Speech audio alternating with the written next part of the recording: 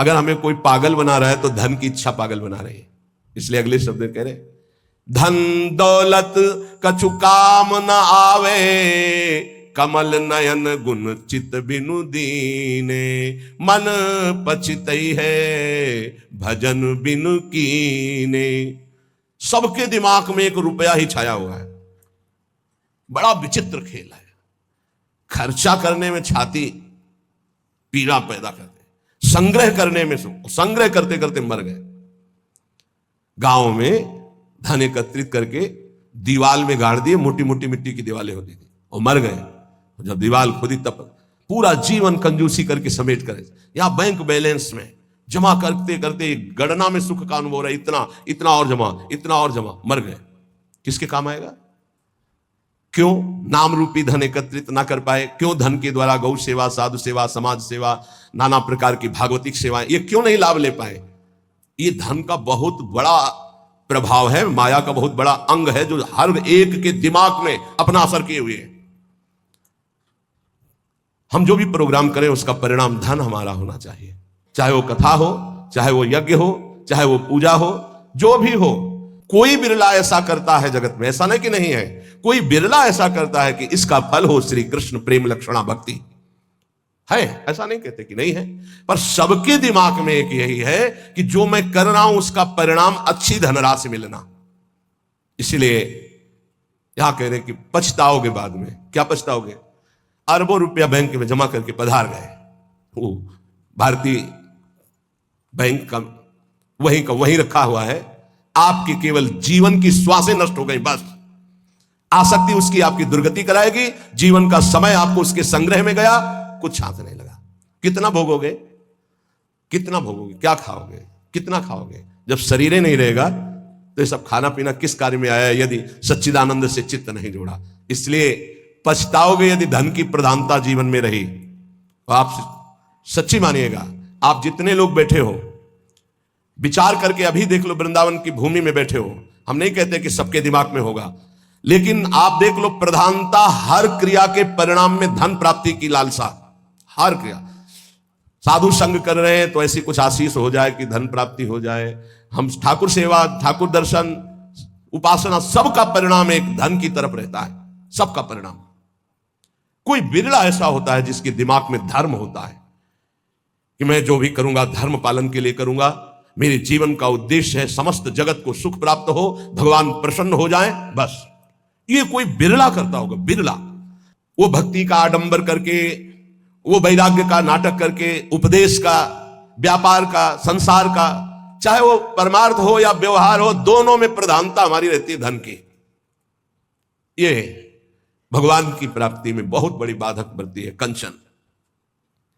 देखत को यहां जगत संगाती, तात मात अपने सुख भीने, ललित किशोरी द्वंद मिटे ना, आनंद कंद बिना हरि चीन्हे, मन पछितई है भजन बिन कीने। अब दूसरी बात करें, देखत ही यह जगत संगाती। सबसे ज्यादा संसार में संगाती माना जाता है विपरीत शरीर को।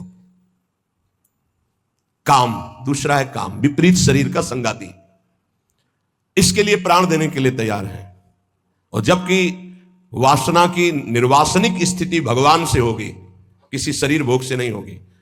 उससे तो जैसे अग्नि में और घी डालते जाओ तो बढ़ती चली जाती है, ऐसे ही वासना की शांति भोग में नहीं, त्यागात शांति अनंतरम। लेकिन ना जानने के कारण पूरे के पूरे जीवन नष्ट हो जाते हैं केवल भोग चिंतन से।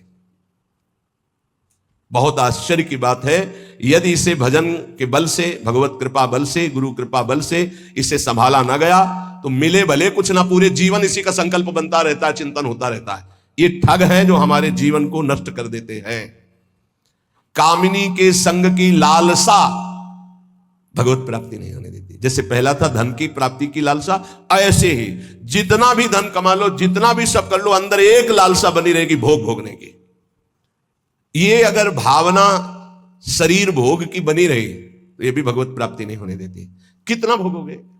कब तक भोगोगे? जब शरीर ही छूट जाएगा तो कौन तुम्हारा साथी होगा? बहुत विचित्र बात है, बहुत विचित्र बात है। देखत को यह जगत सगाती।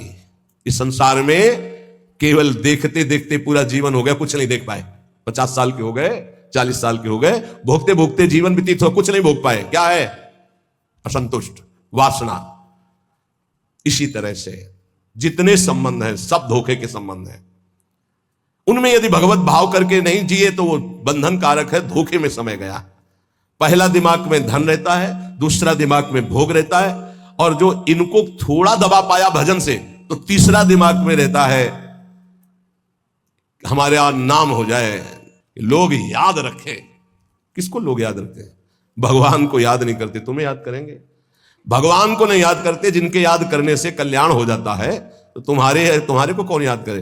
बोले यार कुछ तो ऐसा हम कर जाएंगे। कितने का कर जाओगे? क्या कर जाओगे?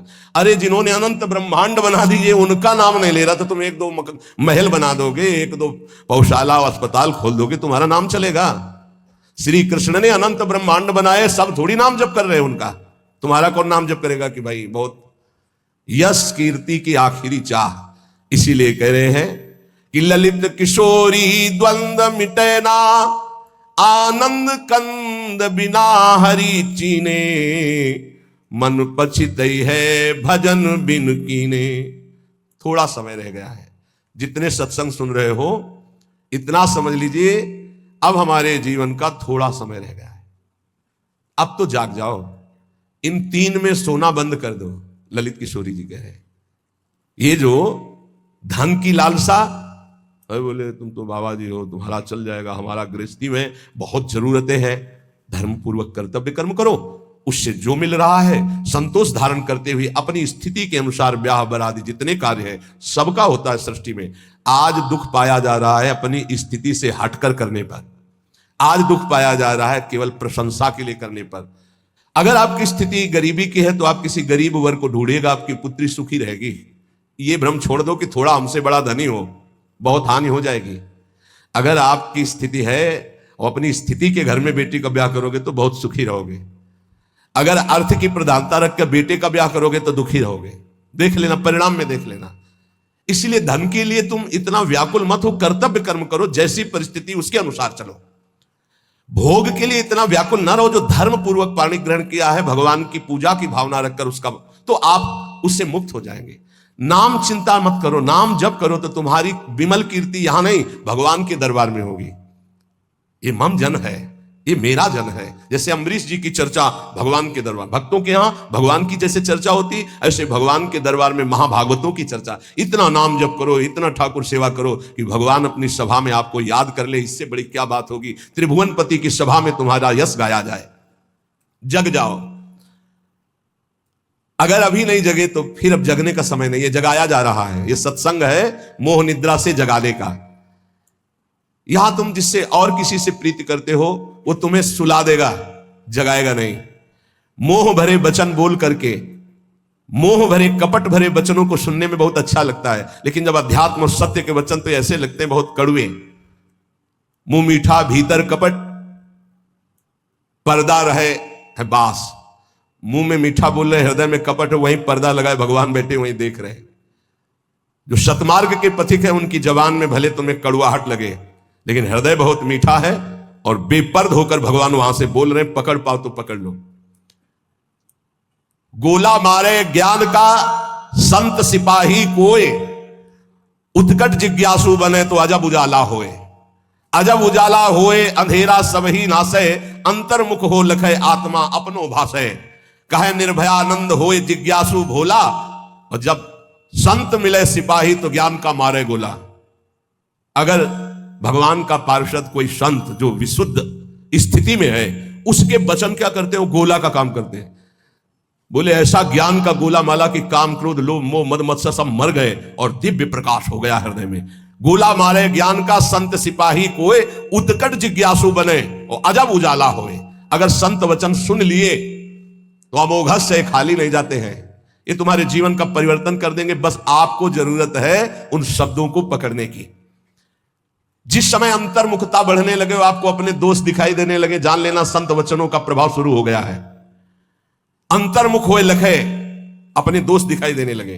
मेरे में ये कमी, मेरे में ये कमी, हे भगवान ये मेरी कमियां कैसे दूर होंगी, तो जान लो संत संग का प्रभाव आपके ऊपर पड़ रहा है।